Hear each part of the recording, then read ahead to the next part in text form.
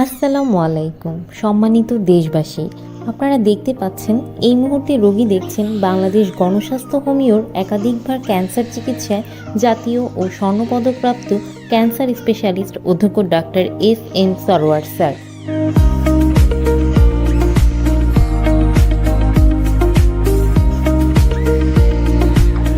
তিনি শনি, রবি ও সোমবার রোগী দেখেন ১৪ পুরানা পল্টন, ঢাকা ১০০০ এবং মঙ্গল, বুধ ও বৃহস্পতিবার হবিগঞ্জ সদর শ্মশানঘাট।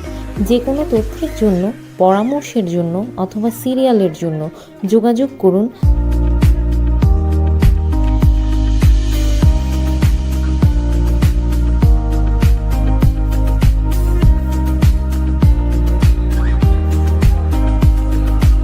অ্যালোপ্যাথিতে যত বড় বড় ডাক্তার আছেন, আপনি তাদের জিজ্ঞেস করতে পারেন ক্যান্সার কি স্থায়ীভাবে সমাধান সম্ভব?